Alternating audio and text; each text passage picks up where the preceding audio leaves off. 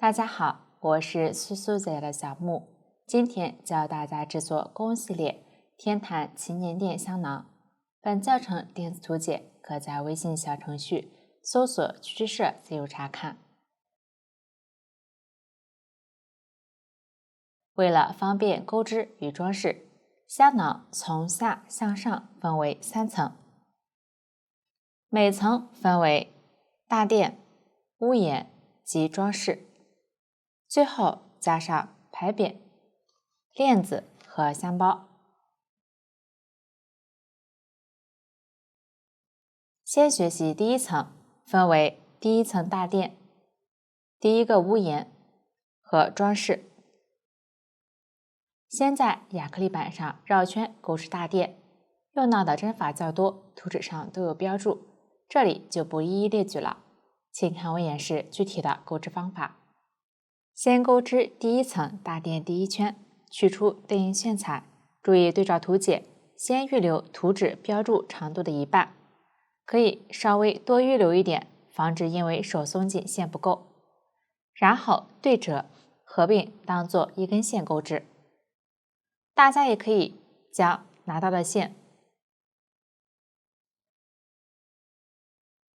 绕出一个小线团，大约为整个线团的一半长度，然后分别将2根线头合并，当做一根线进行钩织。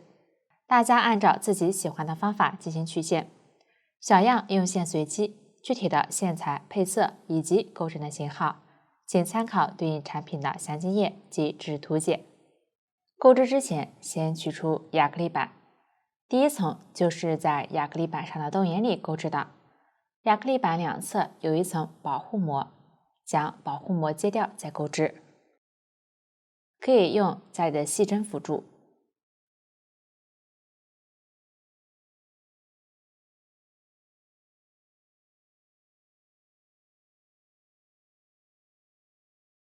另一侧按照同样的方法揭掉即可。这里为了方便观看，我用一个样品演示，大小与洞眼数量不做参考，大家注意以手里的实物为准。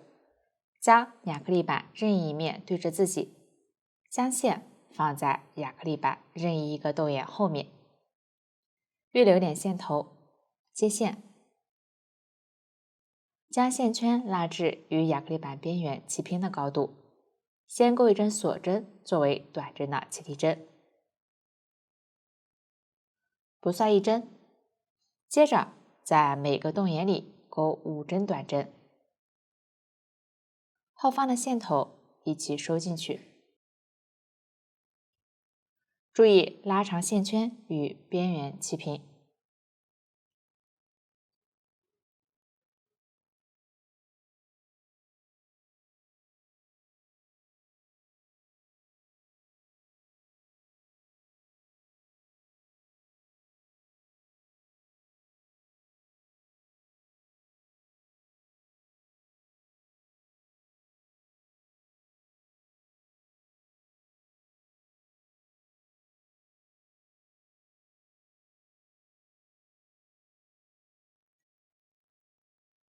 全部完成后，核对一下针数。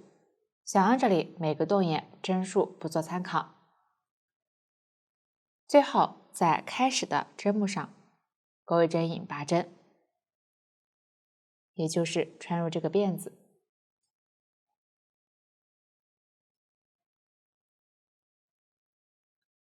一圈结尾连接的引拔针需要拉紧。第一圈就钩好了，我们将这一圈纹理清晰的一面作为整个织片的正面，接着钩第二圈，这一圈需要在反面钩织，先立一针锁针起立，逆时针翻转，在左侧对应的针目上，也就是上一圈的最后一针，钩一针引拔针，在反面时针目在左上方。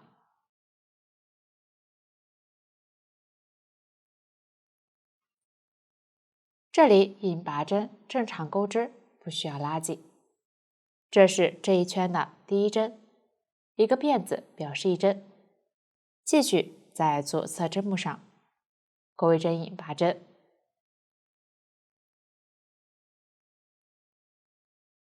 继续往下钩织。如果手很紧，可以稍微拉大线圈再钩织，以便后面钩织。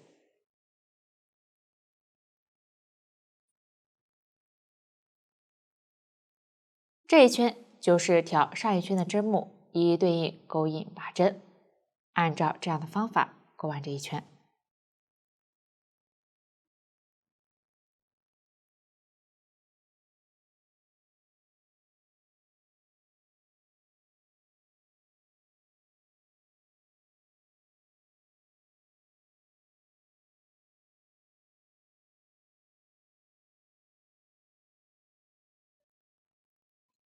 最后一针引拔针钩在上一圈的第一个针目上，从正面可以看到，也就是上一圈引拔的入针位置。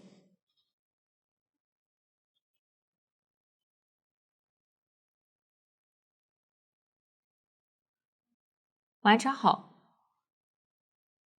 在开始的引拔针辫子上钩一针引拔针连接，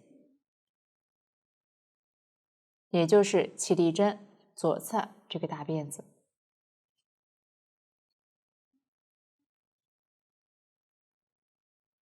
拉紧，防止后面多钩。这是第二圈，可以核对一下引拔针的针数，应与上一圈的短针数相同。注意连接的引拔针不算一针。继续钩第三圈，这一圈在正面钩织，先立一针锁针起立，逆时针翻转。钩之前看一下，织物有两圈辫子，前面的一圈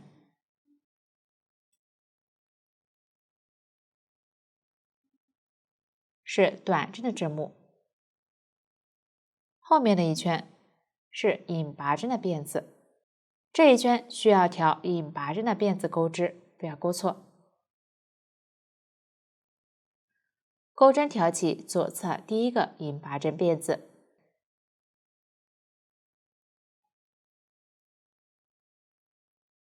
也就是上一圈最后一针引拔针，钩一针短针。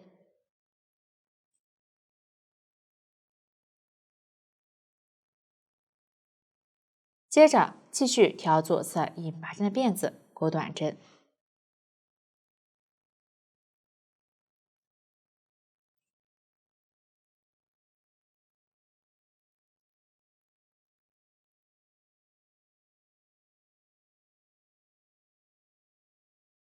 可以看到织物正面形成明显的辫子纹理。继续调引拔针的辫子，一一对应钩短针，钩完这一圈。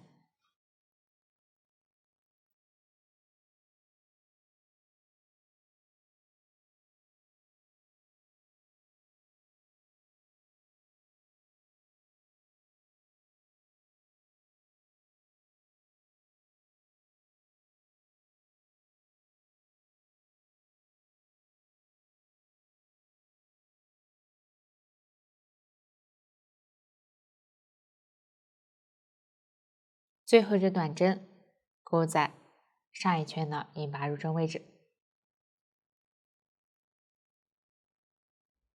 然后在第一针上引拔连接，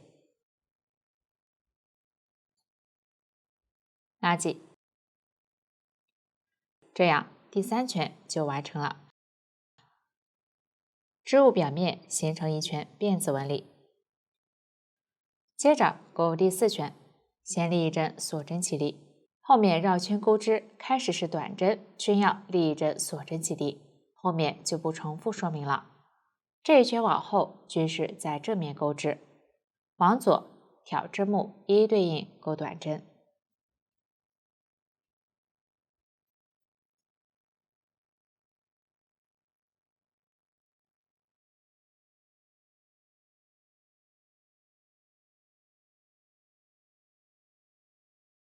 最后在针目上引拔结束。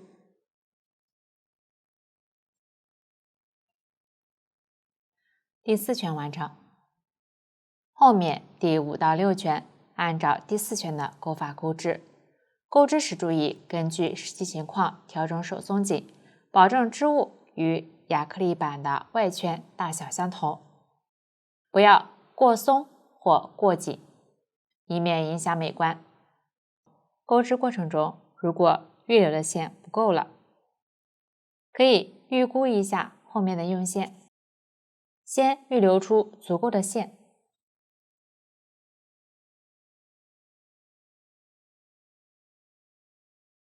剪断，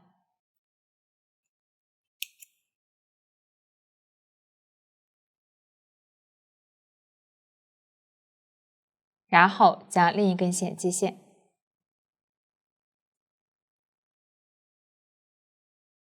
先钩一针短针的未完成针，穿入，将线钩出，然后将新线与之前的线合并钩出。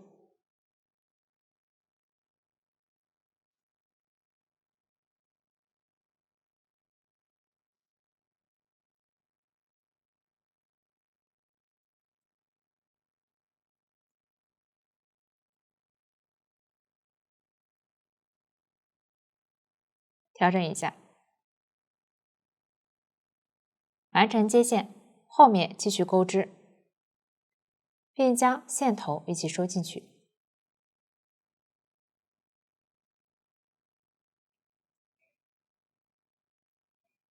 这个就是中途接线的方法。第6圈完成后，当前颜色后面间隔1圈才会用到，这里进行镀线，拉大线圈，将线团或织物从线圈里穿过，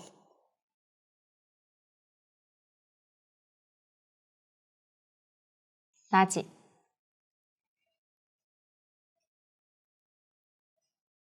放在后方暂不处理。接着钩第7圈，按照图纸取线，注意依然是2根线合并钩织。在上一圈引拔入针位置接线，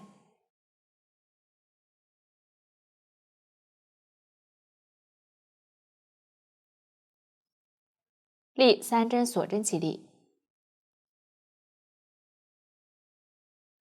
算作1针长针，接着钩2针锁针过渡，同一位置再钩2针长针，之间2针锁针过渡。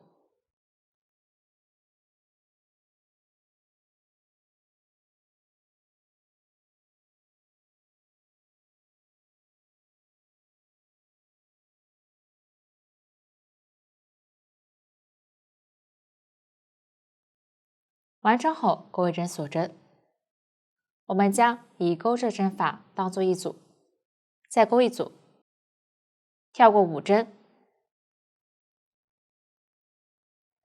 在下一针目上钩3针长针，之间2针锁针过渡。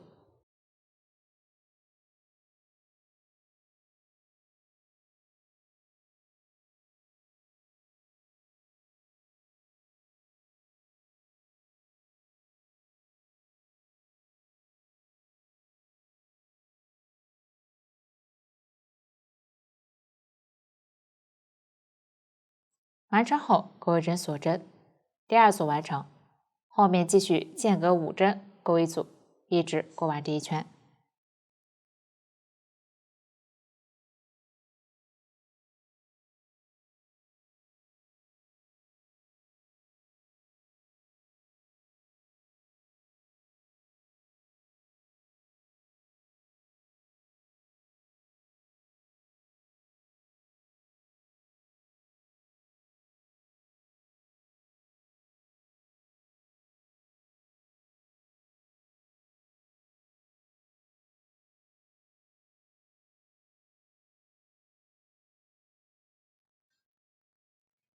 最后在起立针上引拔结束，这里可以从下往上找到第3针锁针，挑起，这样4根线进行钩织。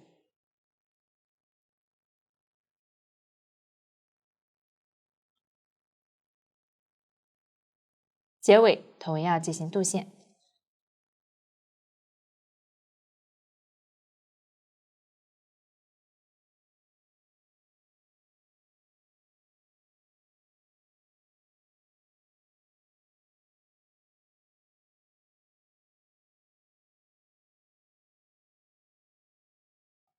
镀线时，注意不要将之前的线一起包裹进去。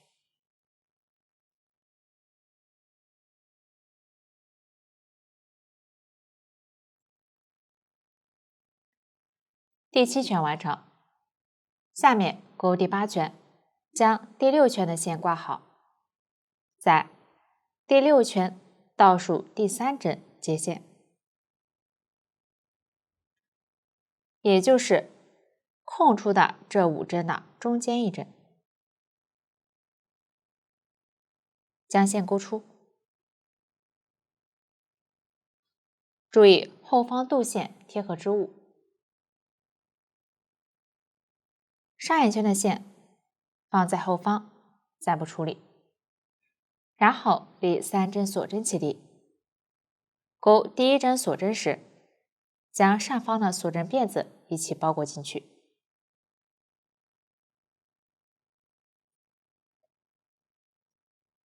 接着钩5针锁针过渡。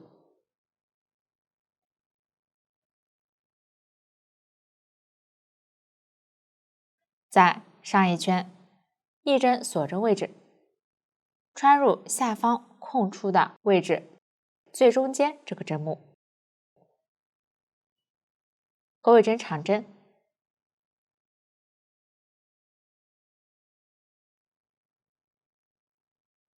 钩织时将上方的锁针辫子包裹进去。这里可以稍微拉长一点线圈，保证高度与右侧齐平。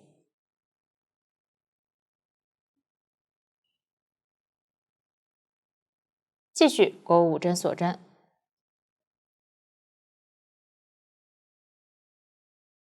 在左侧中间1针短针上钩长针，同时包裹锁针辫子。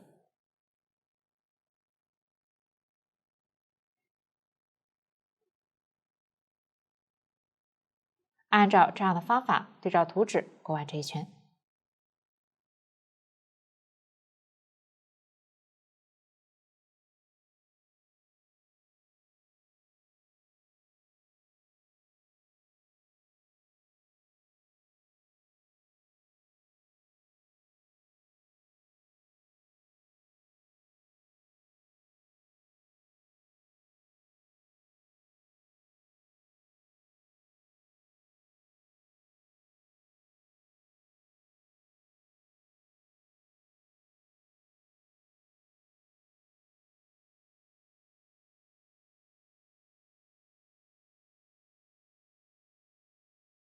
完成后引拔结束。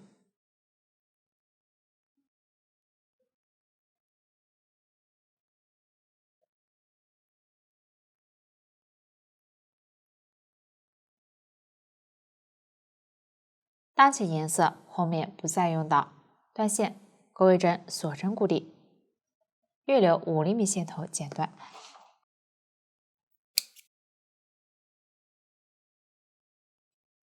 拉紧，这样第8圈就完成了。接着钩第9圈，将第7圈预留的线挂好，在上一圈引拔入针位置接线，注意镀线贴合织物，同一位置钩1针短针，后方的线头一起收一下。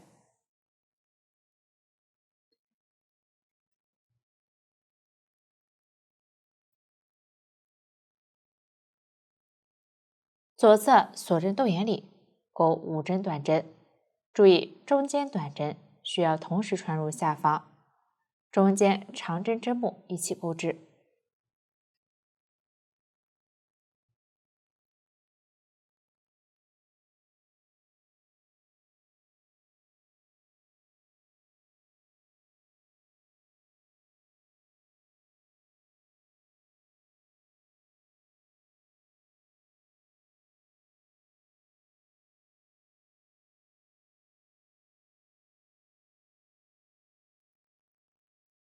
长针针目上钩一针短针。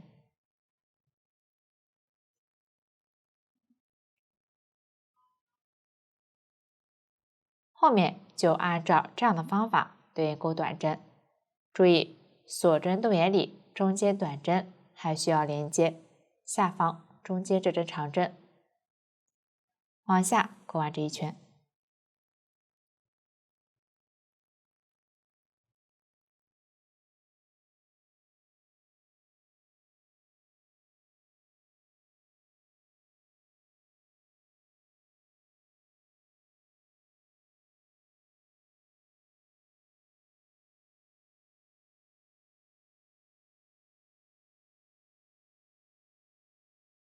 最后引拔结束。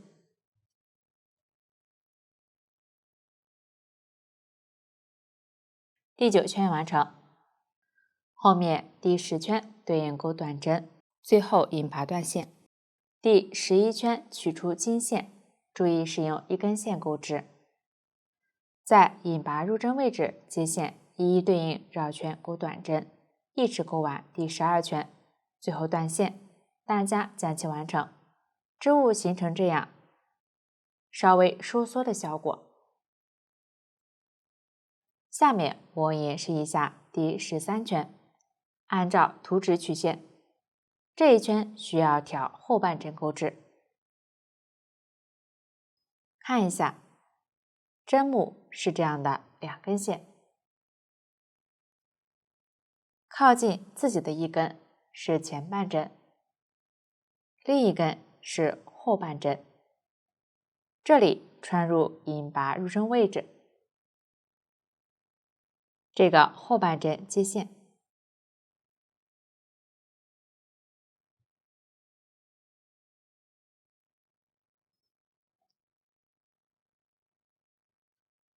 同一位置钩一针短针，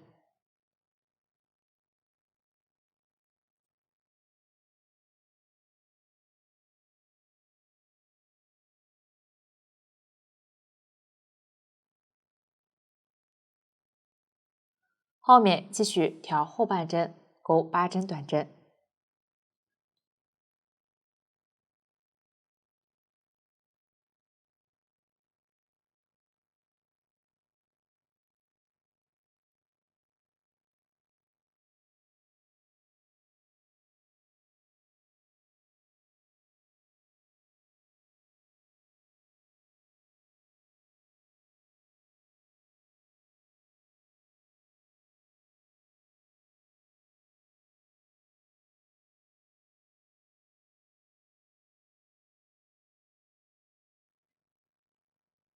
下面钩一针短针减针，这里先穿入左侧2个后半针，分别钩一针短针的未完成针。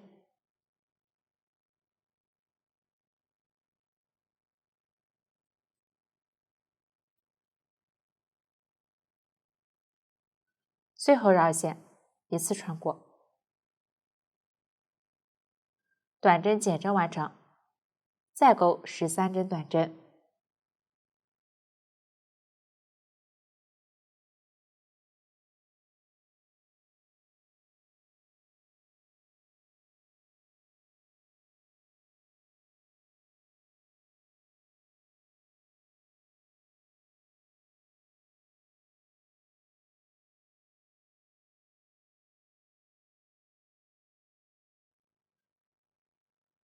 钩一针短针减针，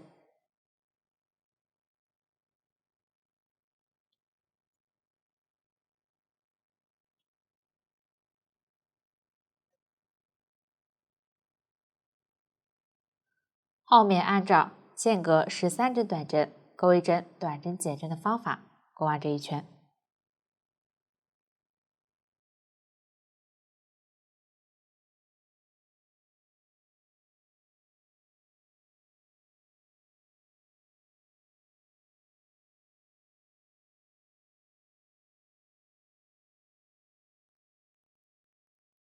最后引拔结束。第13圈完成，可以核对一下针数，可以看到下方形成这样的小横线。继续钩第14圈，开始钩一针短针，注意挑针目钩织，然后钩一针短针减针，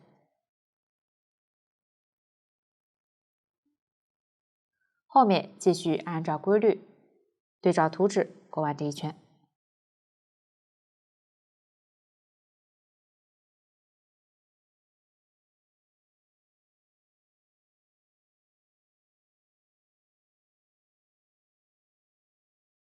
最后引拔结束，第14圈完成。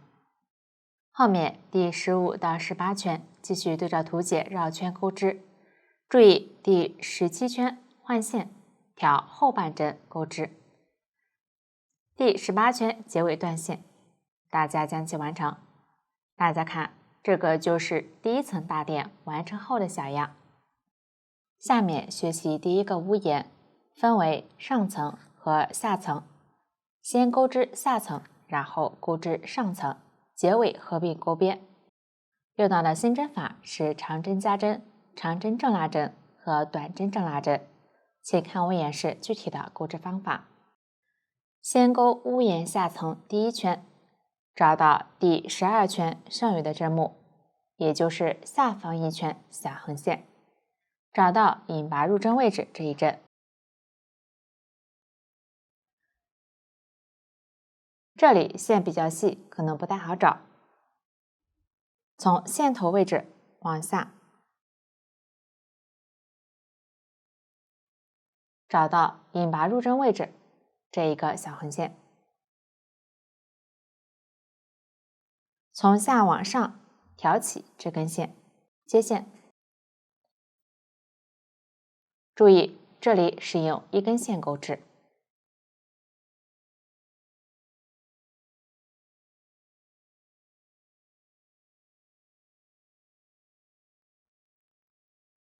先立3针锁针起立，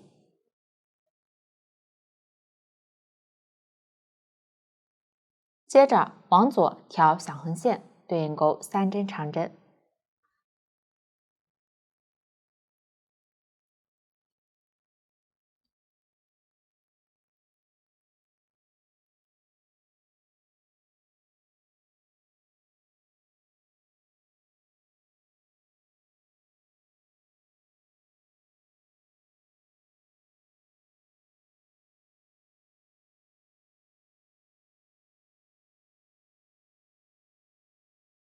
下一位置钩一针长针加针，也就是在同一位置钩2针长针。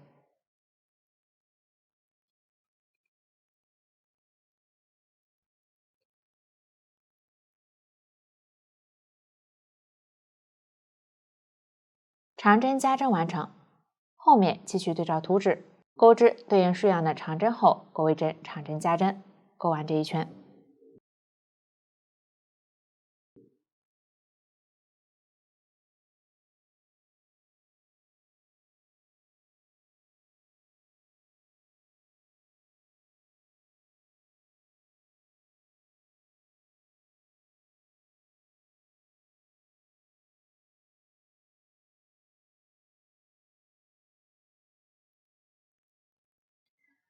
完成后核对一下针数，最后引拔结束。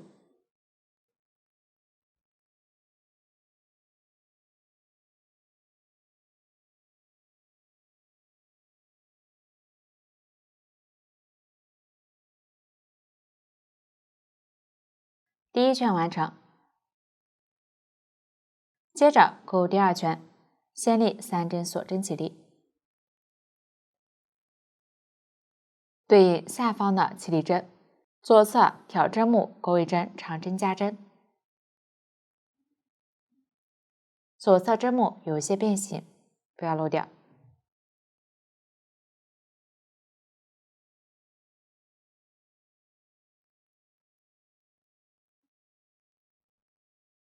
下一针长针上钩一针长针正拉针，绕线一圈，在前方从右往左挑起这针长针，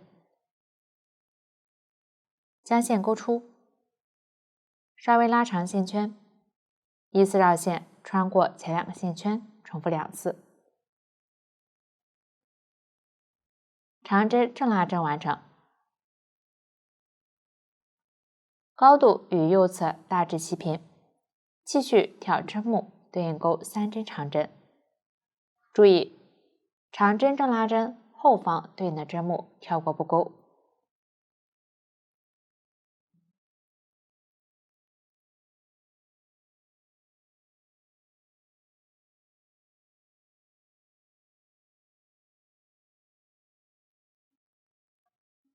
再钩1针正拉针，绕线1圈，在前方从右往左挑起长针，将线勾出，依次绕线穿过前2个线圈，重复2次。长针正拉针完成。继续钩3针长针。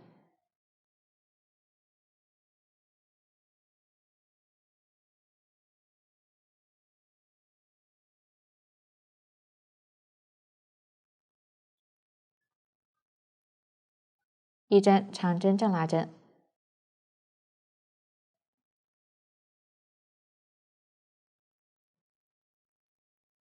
我们将以钩织的针法当做一组，后面重复这一组的钩织，钩完这一圈。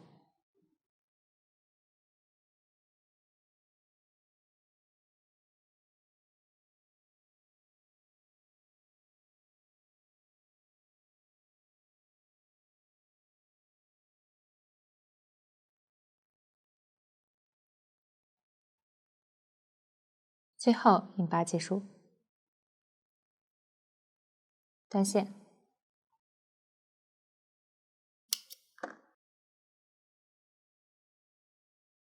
第2圈完成，屋檐下层也钩好了。下面钩织屋檐上层第1圈，找到大垫第16圈剩余的半针，也就是上方这一圈红线，找到引拔入针位置，将织物底部朝上，在其引拔入针位置左侧这根横线上接线。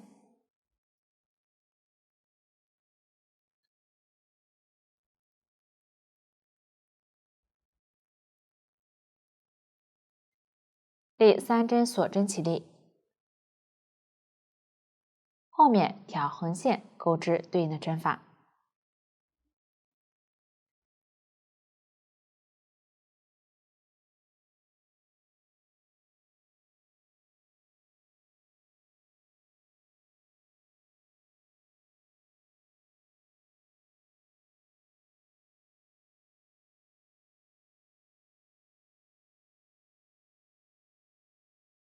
最后引拔结束。第1圈完成，后面的第2到3圈继续对照图纸绕圈钩织。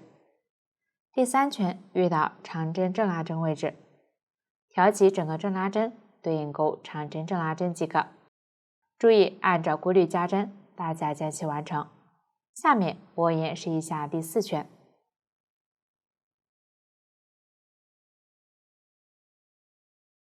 开始在起立针上钩一针短针，穿入引拔入针位置钩织，然后挑针目钩2针短针，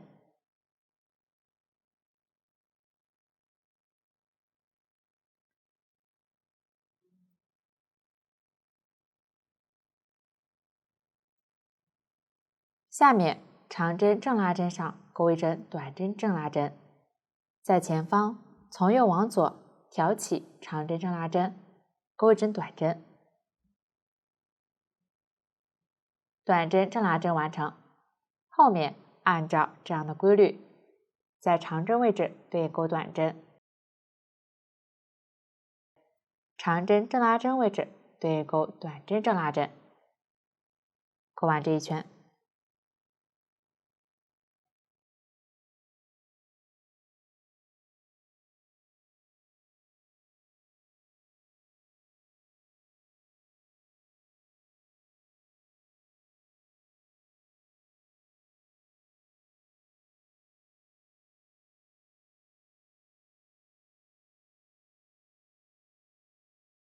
最后引拔断线。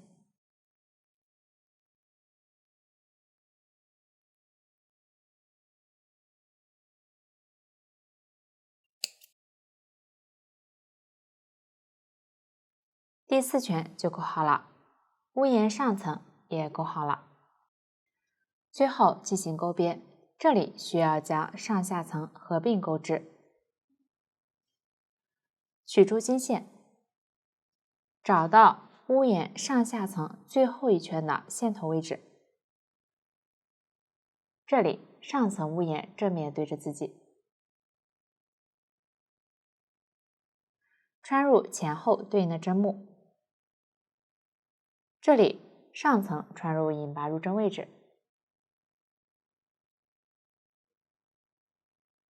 下层穿入这个长针正拉针右侧的针目，这样上下层拉针位置是对应的。接线，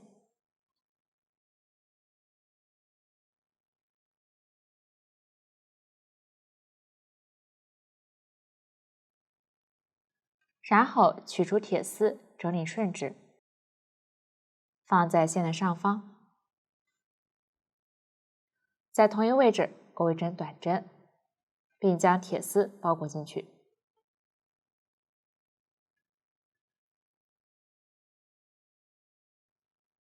线头一起收一下。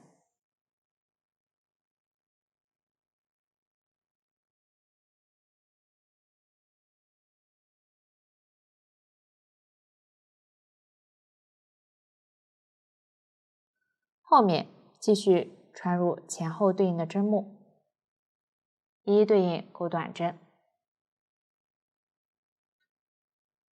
并包裹铁丝，钩完这一圈。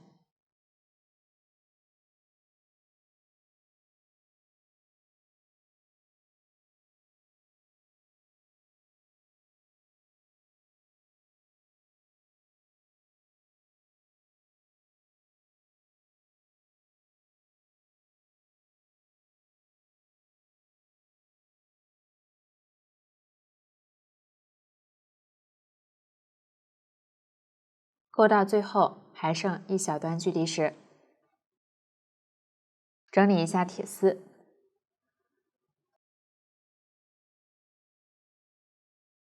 织物尽量保持平整，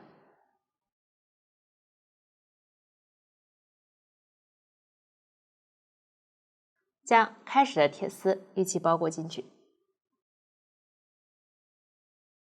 想让这里预留的铁丝较短，实际大家可以留的长一些。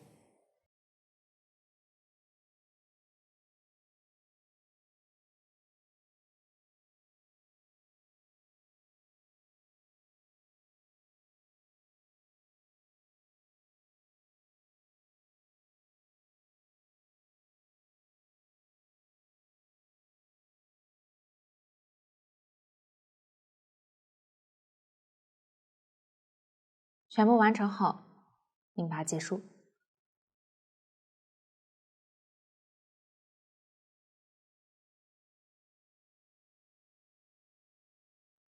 断线。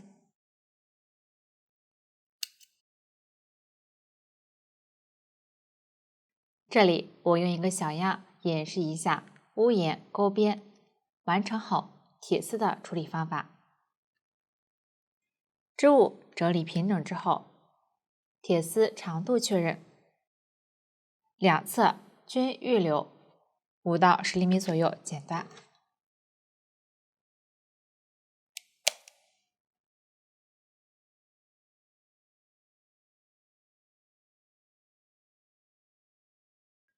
这里由于铁丝较软，可以借用缝针辅助，将其返回，收一段。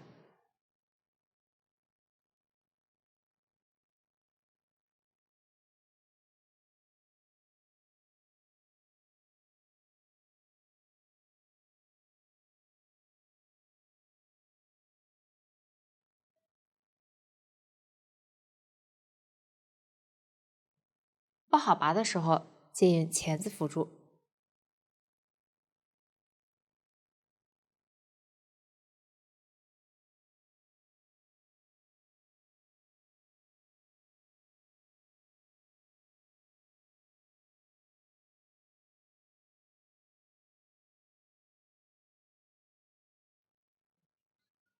为了防止铁丝滑脱，可以再往回再输2针。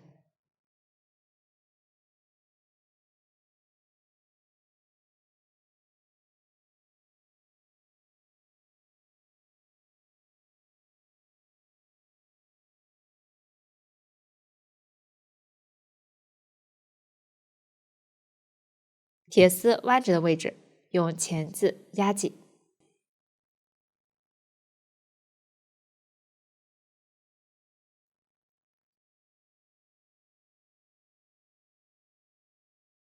剪断多余铁丝。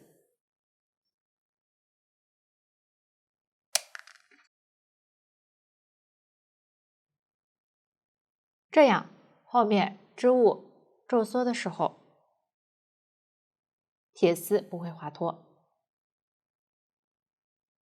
另一端按照同样的方法将铁丝处理好。钩边结尾的线头，同样在织物里收好。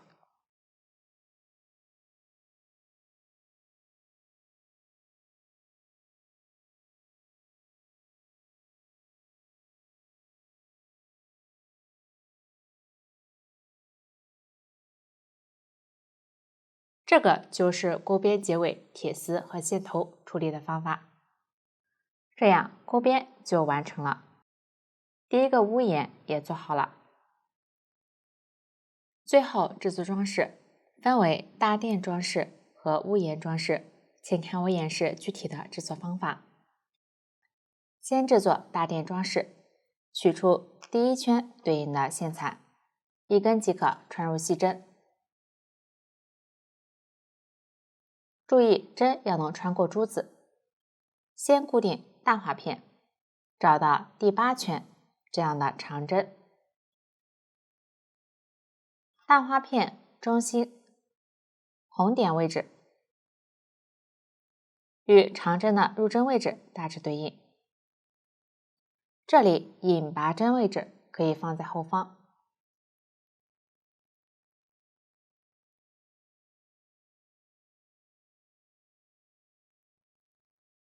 大花片尖锐的一侧朝上，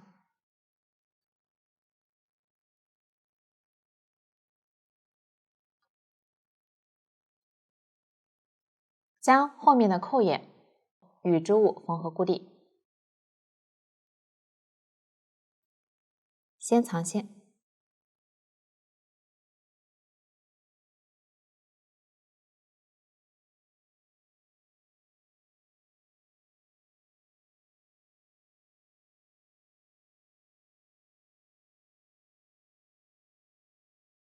多穿几次固定线。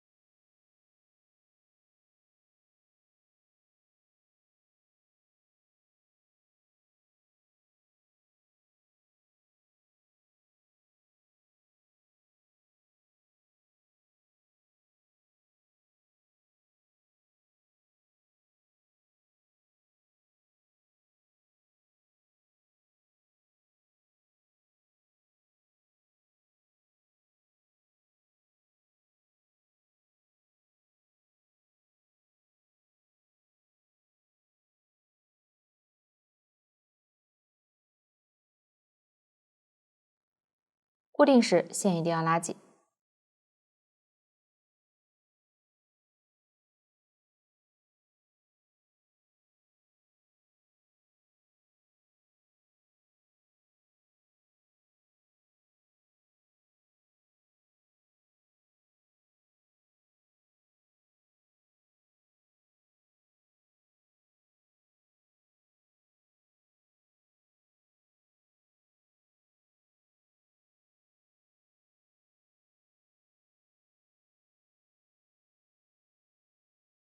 确认牢固后，接着往左，在2针长针之间，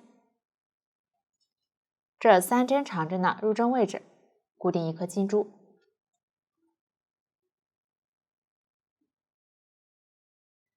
这里如果度线比较长，可以在相同颜色区域穿一下。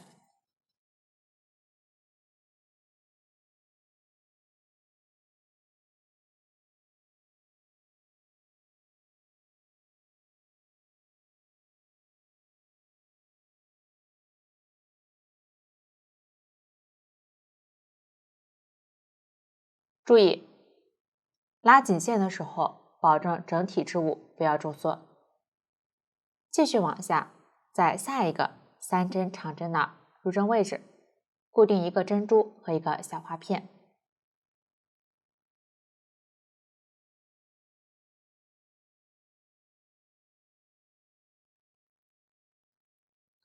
先穿出小花片正面，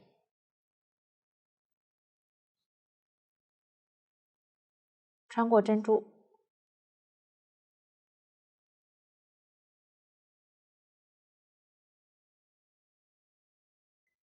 再穿回反面。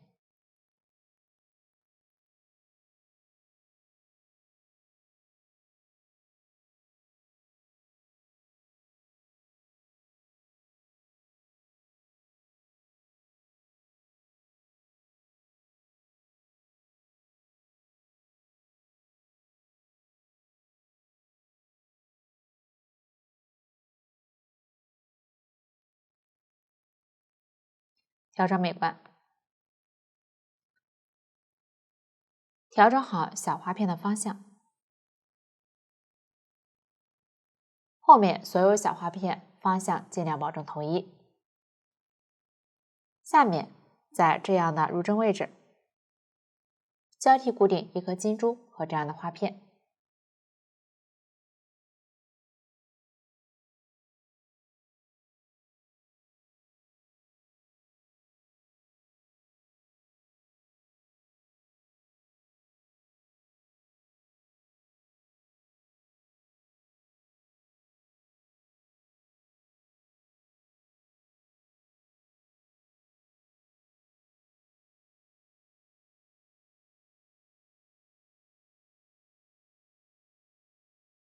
完成后，打结藏线，这里面可能不太好藏，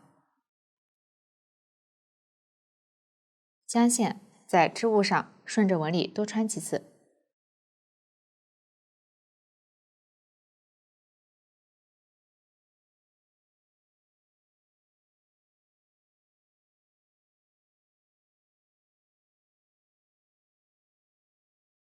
确认牢固后，剪断多余线头。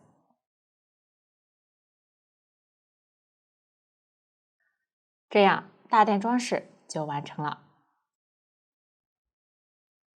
下面制作屋檐装饰，取出一段金线，先穿入细针，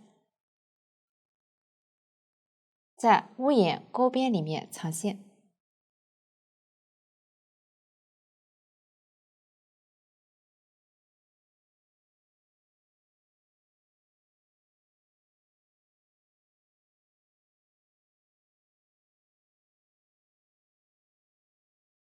确认牢固后，为了方便穿珠，我们可以将其穿入穿珠针。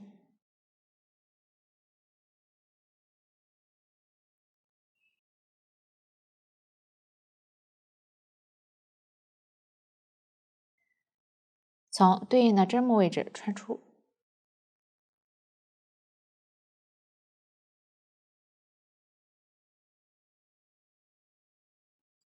穿入一颗水滴珠。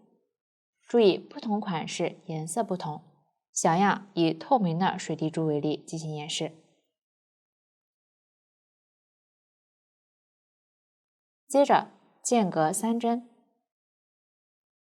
从下方穿出针目。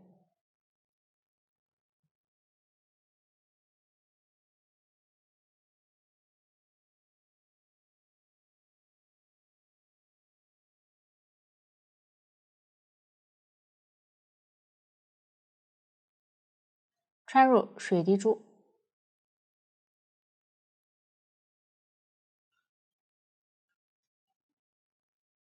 间隔3针穿出。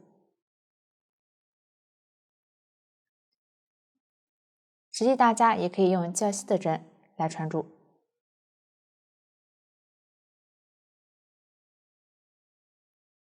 大家按照自己的习惯选择对应的针即可，按照这样的方法穿住，一直穿完这一圈。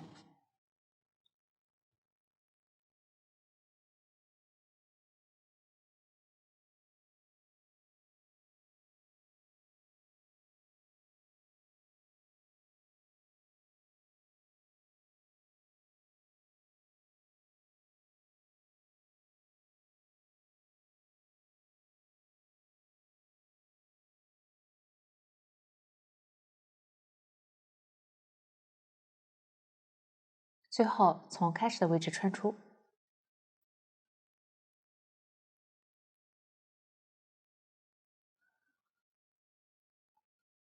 再穿到反面，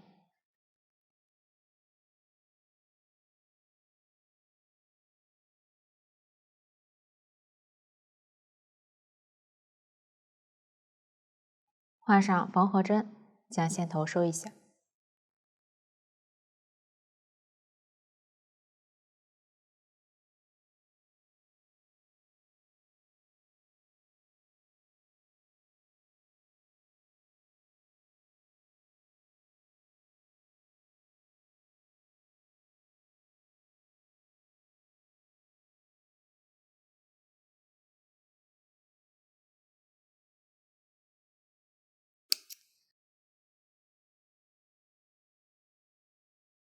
这样屋檐装饰就做好了。第一层也讲解完毕。接着勾第二层，同样分为大垫、屋檐和装饰。第二层大垫接着第一层大垫继续绕圈钩织对应的圈数。钩织过程中对照图纸换线。请看我演示具体的钩织方法。先钩第一圈，这里为了整体居中对称，找到第一层大花片位置，在其上方找到居中的一针，接线钩织第二层大垫的第一圈。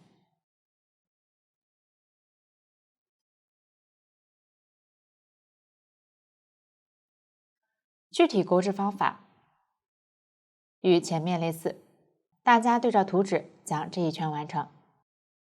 第一圈完成后，结尾渡线。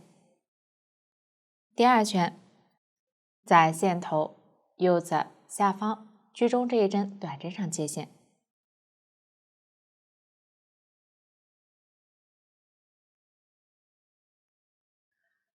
然后按照第一层大垫第8圈的钩法进行钩织，结尾断线即可。大家对照图纸将其完成。第二圈完成后断线，后面第3圈接线，然后对照图纸钩织。大垫后面的圈数继续对照图纸钩织，结尾断线，在正面形成2圈横线，后面在下方横线上绕圈钩织屋檐下层，上方横线上钩织屋檐上层，最后屋檐合并钩边。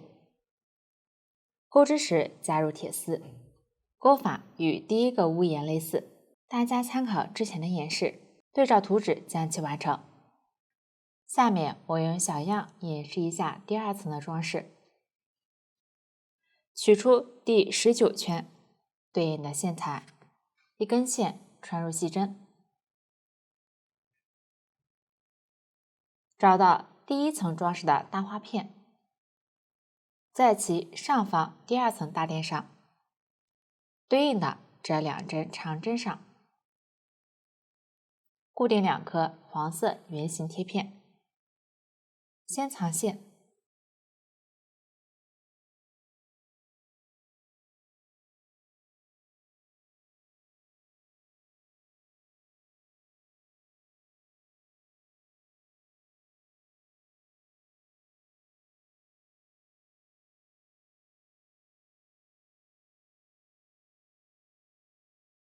将线带到这一针长针针目位置，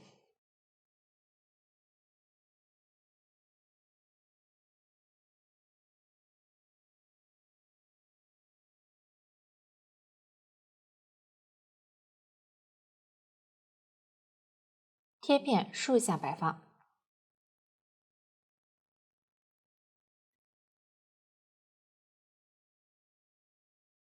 实际贴片上方刚好到达屋檐下层。想要这里织物较大，大致对应长针的针目位置。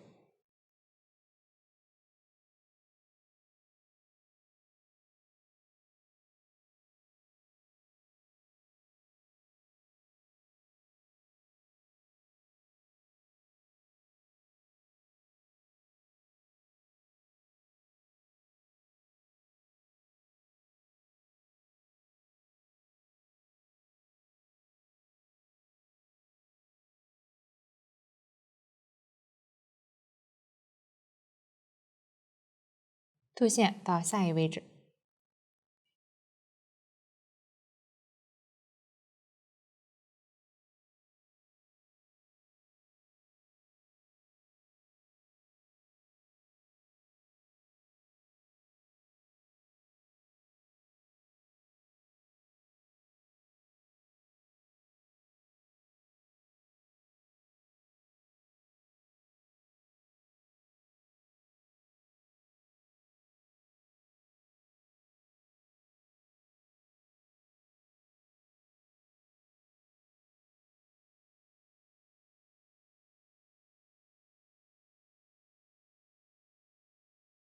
完成后，在左侧按照同样的方法固定一个蓝色小圆片。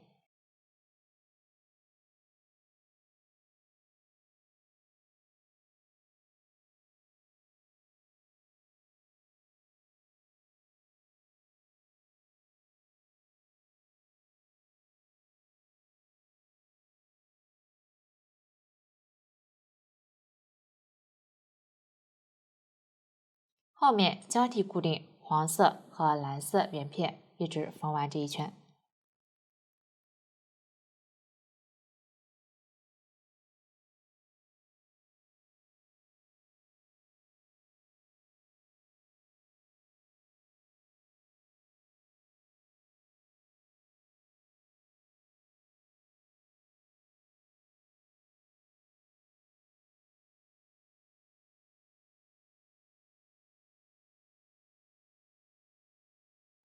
全部完成后，藏好线头。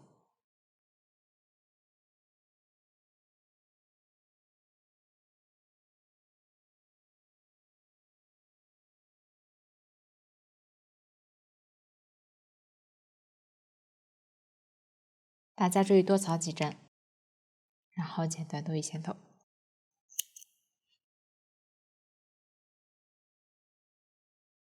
接着在屋檐边缘固定水滴珠，方法与第一层水滴珠固定方法相同，大家将其完成，这样第二层就讲解完了。下面学习第三层，分为大垫、屋檐和装饰。先看我演示具体的钩织方法。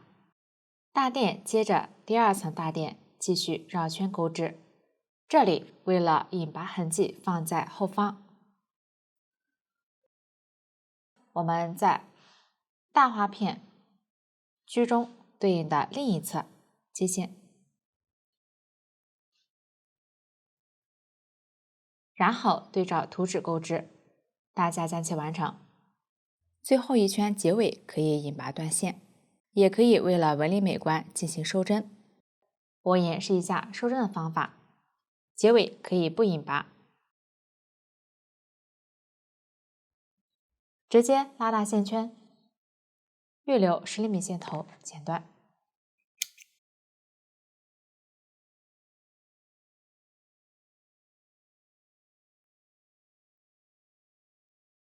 穿入缝针，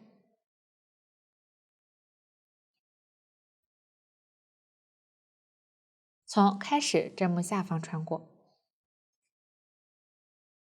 再穿回线头所在的辫子，调整一下，这样收针结尾看不出印疤痕迹。线头在反面顺着纹理收好几个，这样第3层大垫就完成了。第3层屋檐分为里层、下层和上层。先学习里层，采用锁针环形起针的方法逆时针绕圈钩织，请看我演示具体的钩织方法。先起针，注意对照图纸曲线，开始钩对应数量的锁针。先打一个结，然后钩锁针。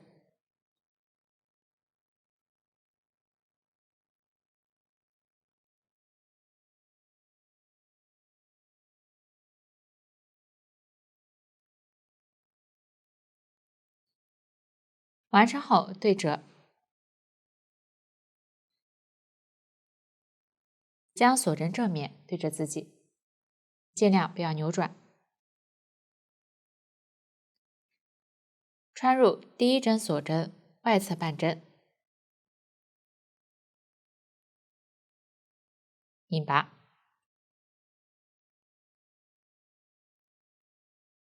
这样起针就完成了。接着钩第1圈，先在已拔入针位置钩一针短针，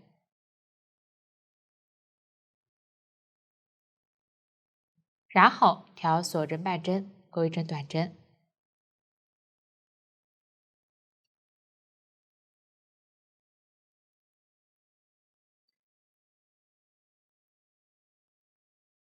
一针短针减针，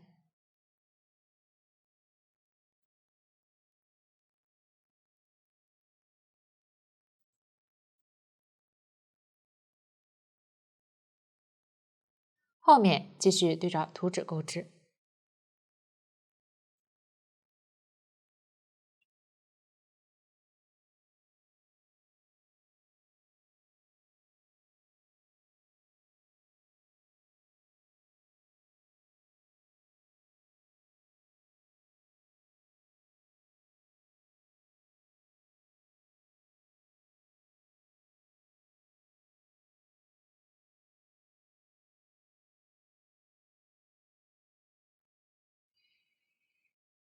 完成后引拔结束。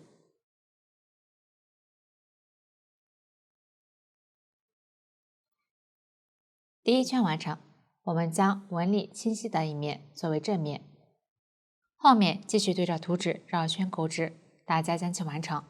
最后1圈完成后，预留20厘米线头断线放在正面，这样屋檐里层也就完成了。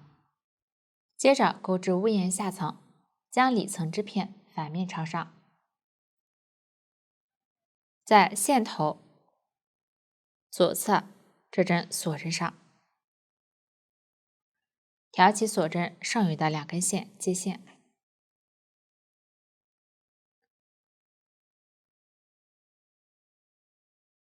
然后立3针锁针起立，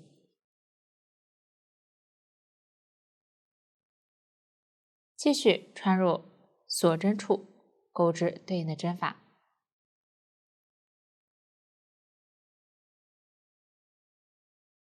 线头可以一起收一下。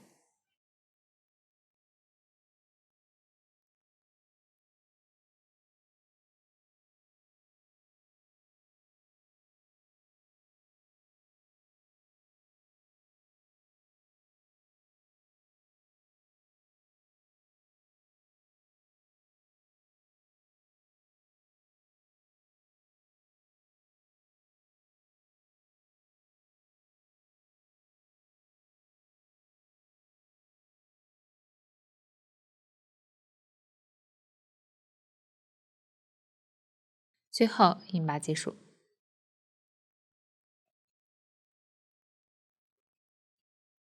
断线，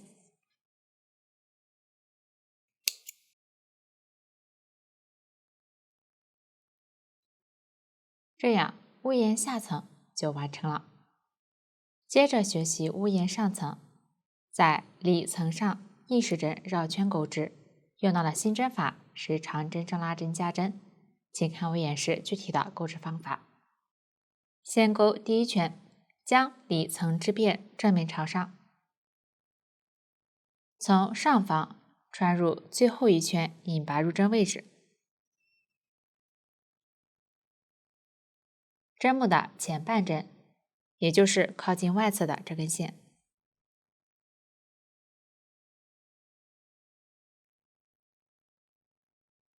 接线，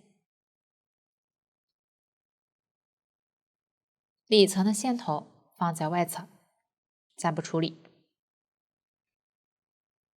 第3针锁针起立，同一位置钩一针长针，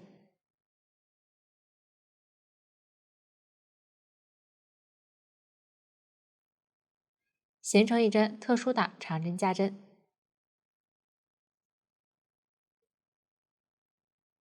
继续往左挑外侧半针，钩长针加针，钩完这一圈。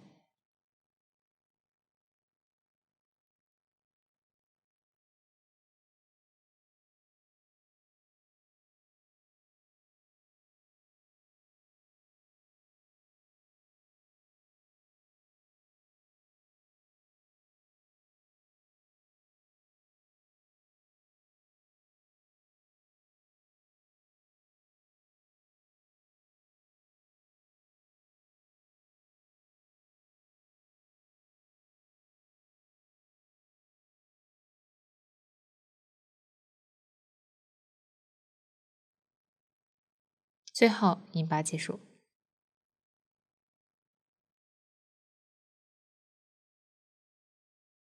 第一圈完成，接着钩第二圈，先立3针锁针起立，然后在下方起立针上钩一针长针正拉针，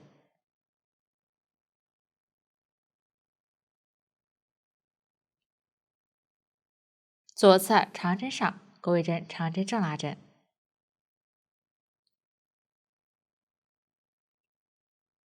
下一针长针上钩一针长针正拉针加针，也就是在同一位置钩2针长针正拉针。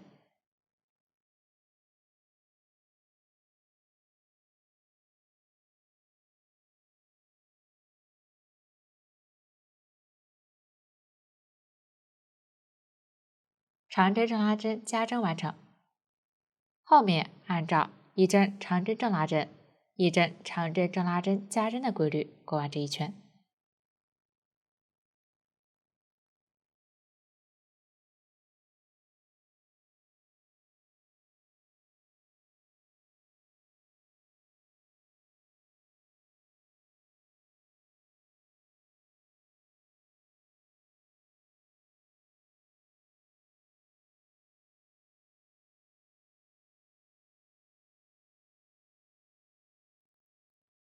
最后引拔结束。第二圈完成，后面继续对着图纸绕圈钩织。第6圈开始起立针后，在引拔入针位置钩一针长针，然后继续钩织。最后一圈完成后断线即可。大家对照图纸将其完成。大家看，这个就是小样上层完成后的样子。最后进行上下层钩边，方法与之前无沿钩边类似，这里穿入前后大致对应的针目钩织即可。会遇到新的针法短针加针，这里我用小样演示一下钩法，在同一位置钩2针短针。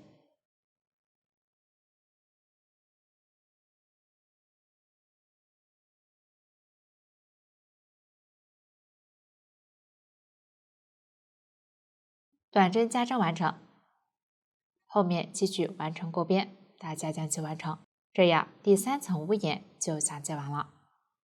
最后制作第3层装饰，分为屋檐装饰和屋顶装饰。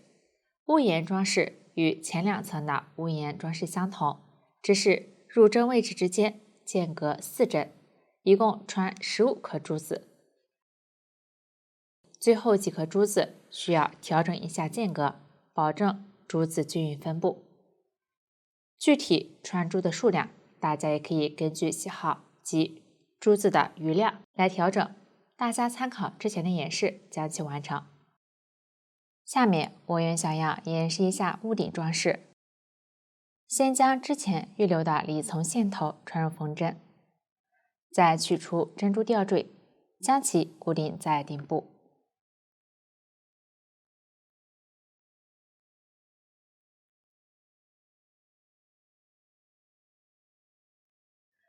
这里注意，一定要拉紧线，使吊坠挺立。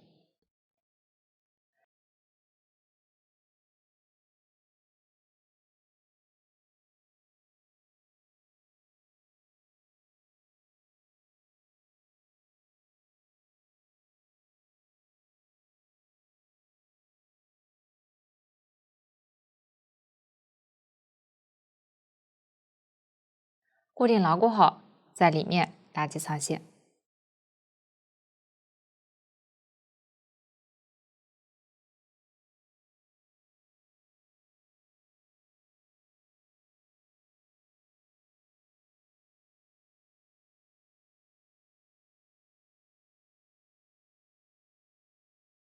这样装饰就完成了，第3层也讲解完了。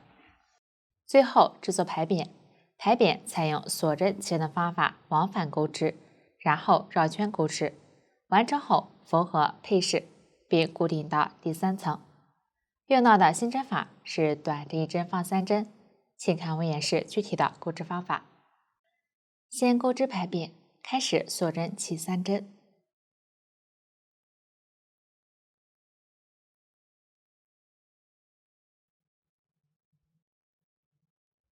接着钩第1行，先立1针锁针起立，从倒数第2针锁针开始，调半针对应钩3针短针。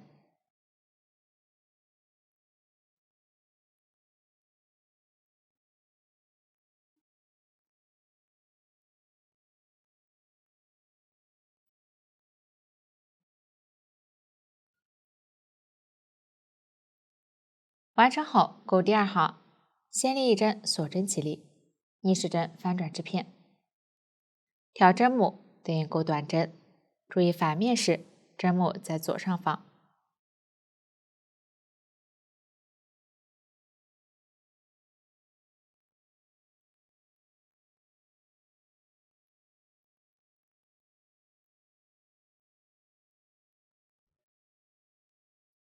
第2行完成，后面2行按照第2行的钩法钩织，大家将其完成。继续钩第5圈，先立1针锁针起立，翻面，调针目对应钩2针短针，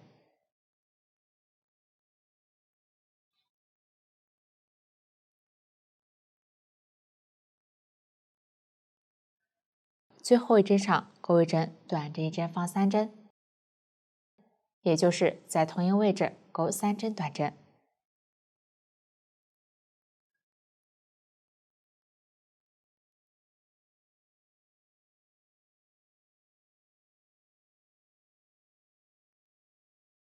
短针1针放3针完成，往下在侧边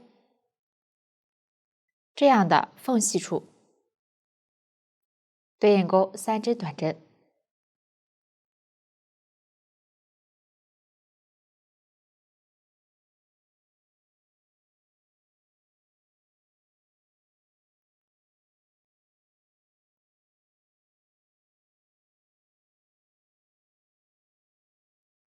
到了起针处，穿入短针的入针位置，对应钩1针短针1针放3针，线头一起收一下。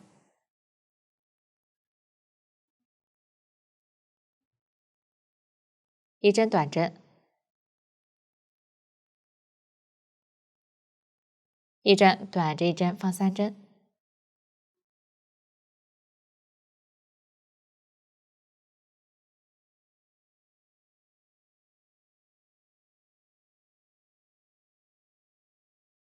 侧边继续钩3针短针，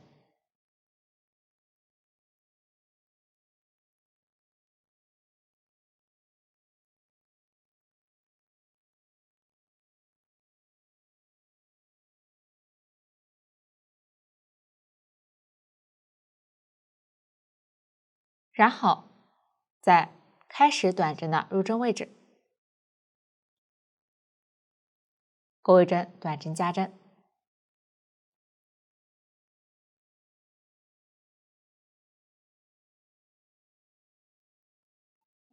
最后引拔结束。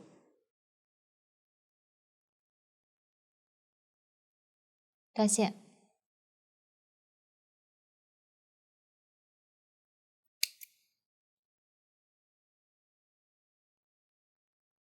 没有伸完的线头剪断。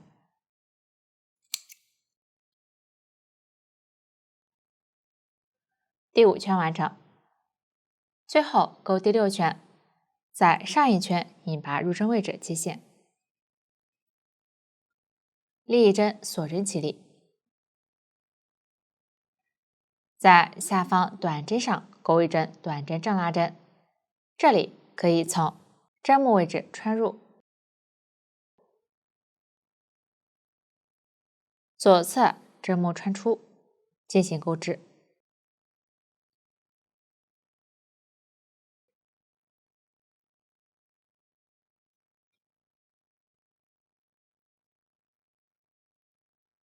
继续钩2针短针正拉针，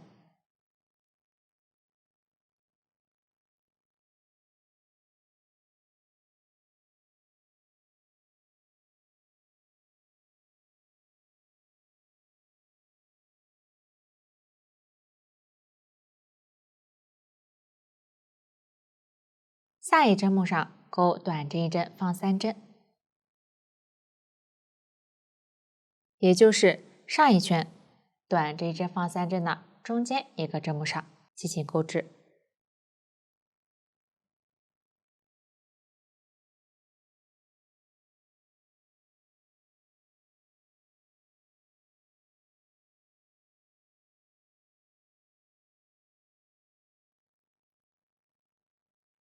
继续对应钩短针正拉针，并在拐角处的短针1针放3针中间一针短针上钩短针1针放3针，对照图纸钩完这一圈。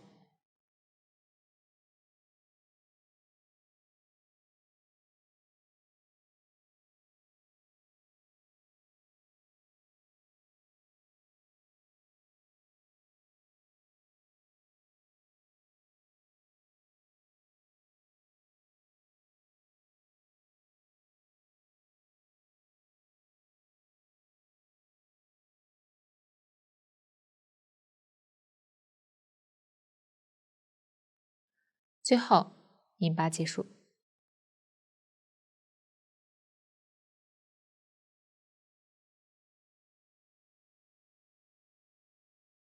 断线，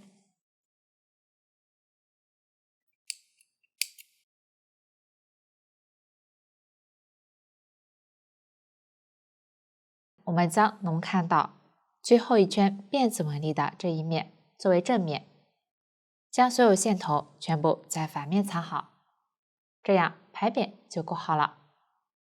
下面缝合配饰，先剪一段排扁起针的线穿入细针，在反面藏好线头，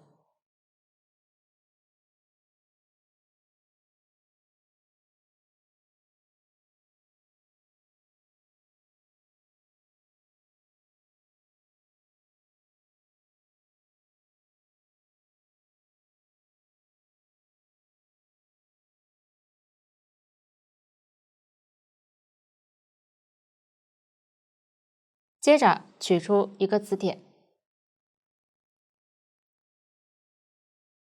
放在排扁背面居中位置缝合固定。注意磁铁平整的这一面朝上。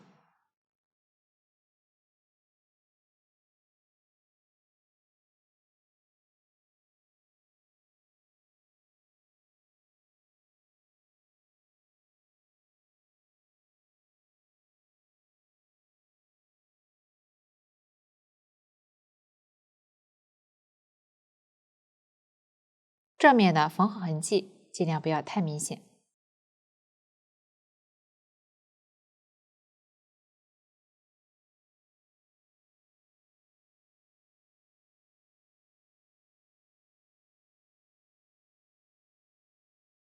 然后将线穿到反面，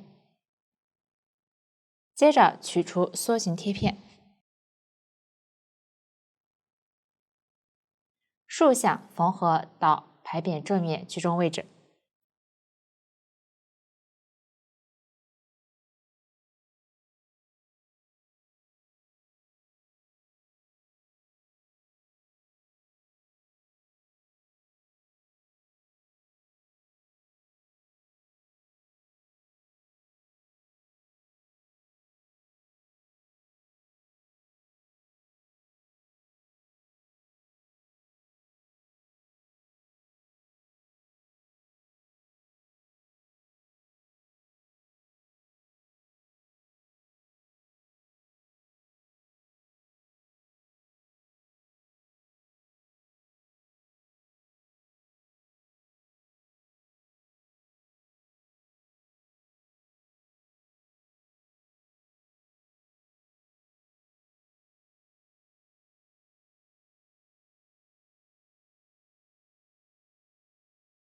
完成后，将线打结，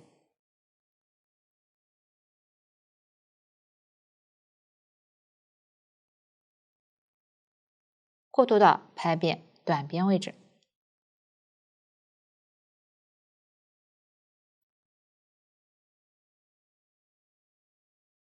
接着取出第3层的屋檐，在屋檐下层边缘缝合固定。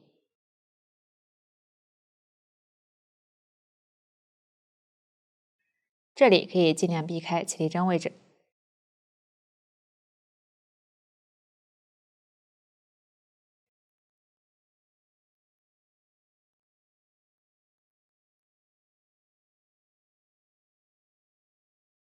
牌匾正面朝外，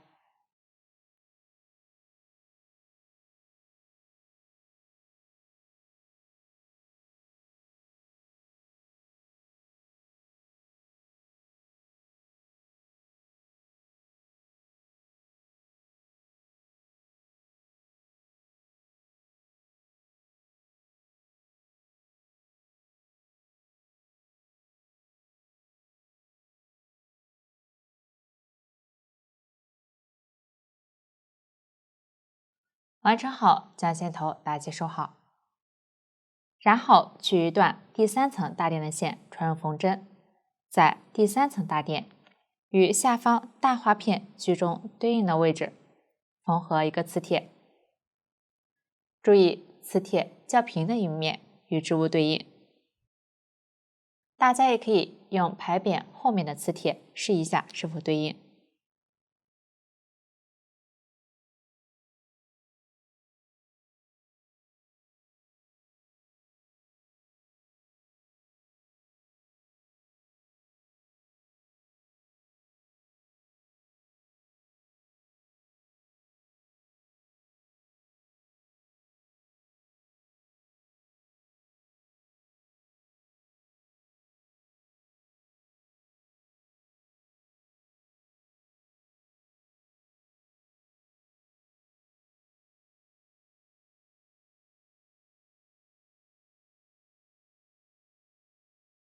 固定好后，打结。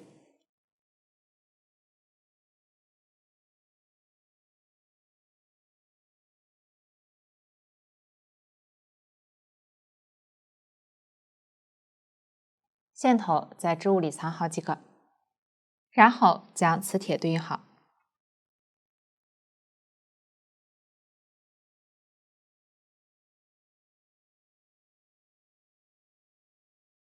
在另一侧，将第3层大垫边缘与屋檐里层缝合 1.5厘米左右。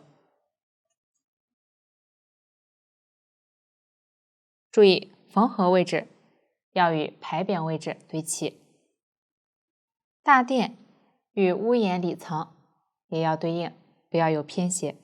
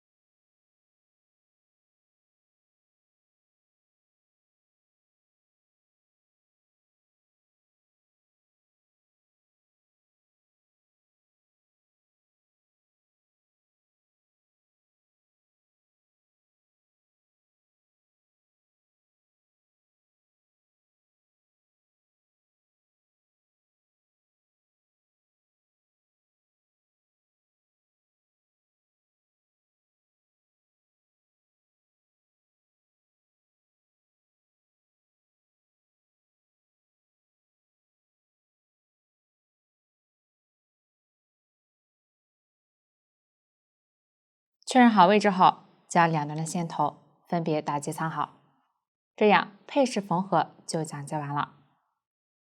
最后加入链子和香包，取出链子，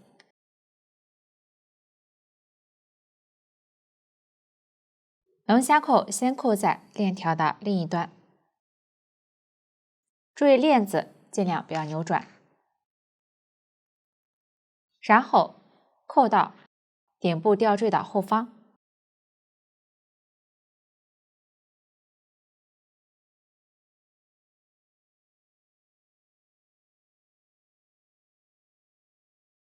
这样链子就安装好了。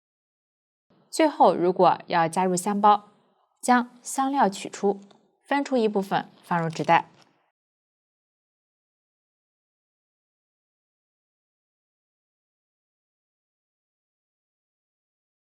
想让这里香料随机，注意不要加入太多。抽紧系带，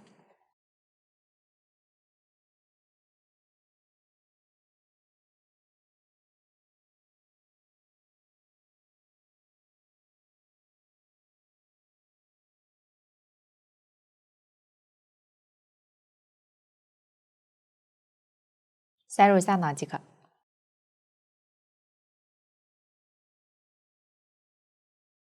到这里，整个香囊就全部讲解完毕。